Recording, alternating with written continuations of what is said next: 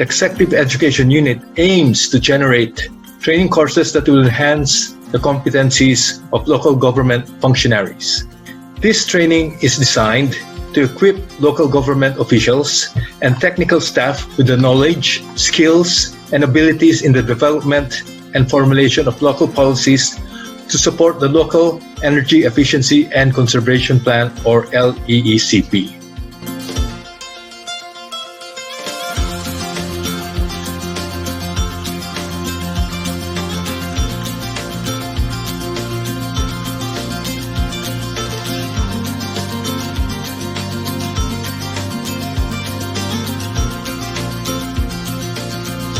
It's my subtle way of reminding everyone to comply because there's something that you will get out of it at the end of the year if you're able to generate the savings. The private sectors classified as designated establishments do also have obligations under the EEC Act. Energy audit, basically you want to do it so that we can conserve energy. We want to reduce the wasted energy. And energy efficiency and conservation contributes to the reducing the effects of climate change.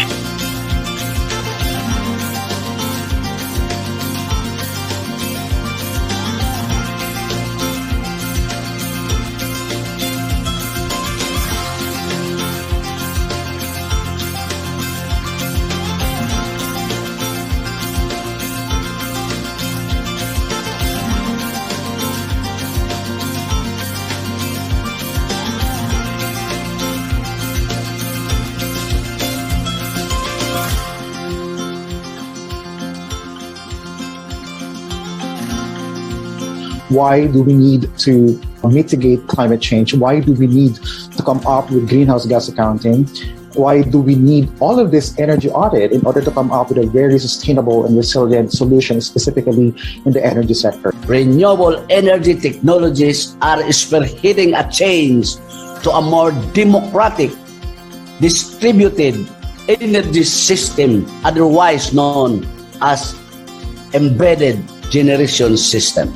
The embedded generation system is the major factor in reducing the cost of power of electric cooperatives.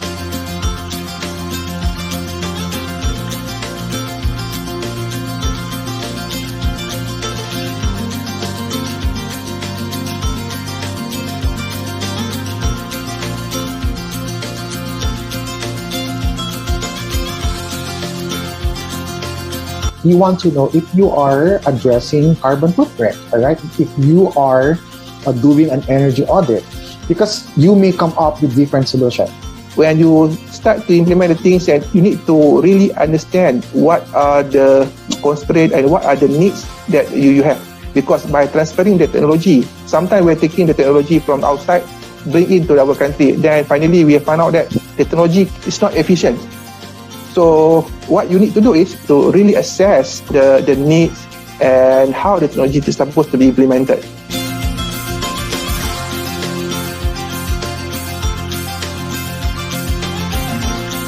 You want to make sure that your project will really last for a longer time. And that's the reason why you need climate projections. Planning, monitoring, and evaluation. What to do about the climate risk and climate impacts. And in terms of policy, programs, and projects, the most important thing, how are you going to finance the plans? How are you going to fund these plans? And who are going to fund these plans? If you have the high-end technology, is a good. But if the high-end technology cannot suit or cannot solve the needs that you have, then it's not going to success in the market. Don't go for the big scale, so you can start with small scale. Maybe the analogy is similar, like better to have the muffin rather than you build a big cake, then finally it fails in the market.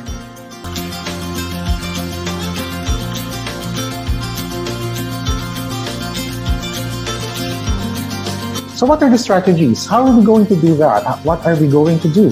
So we have to communicate the benefits to the public.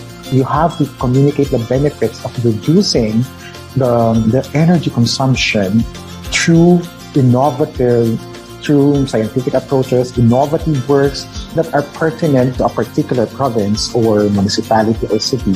How are you going to evaluate it if you are achieving your goals and your targets? You have to do some analysis, qualitative, participatory within your institution, or you can also include other stakeholders. It can be in a form of FGDs or focus group discussion. It can also be in a form of KIIs or key informant interviews.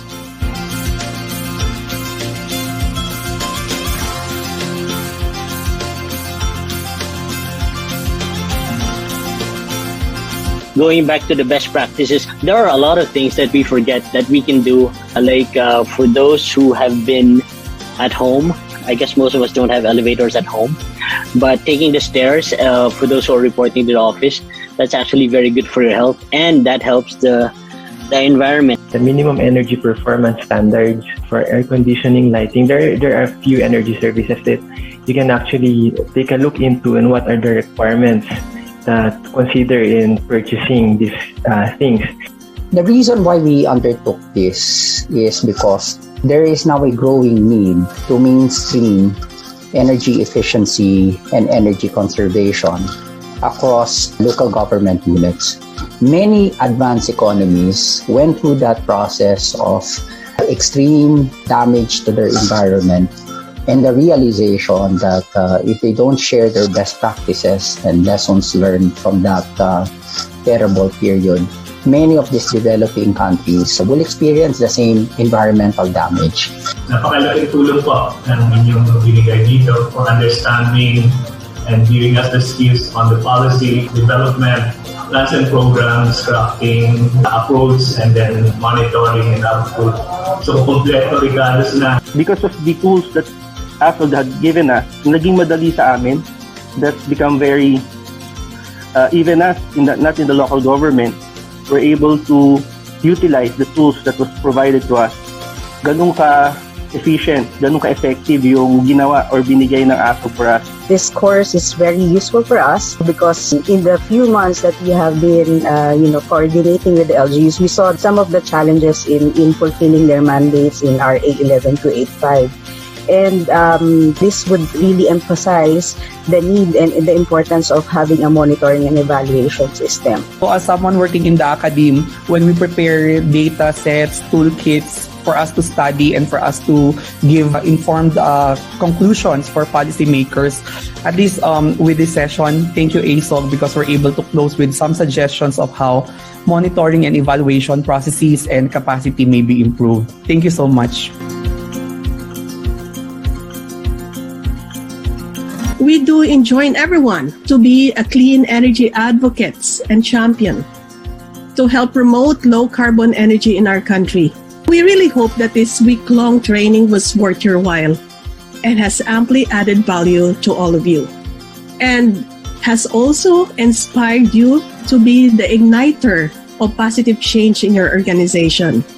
If we want to change our world, it is not our winning in the first place that is important, but rather how many can we bring along with us to cross the finish line.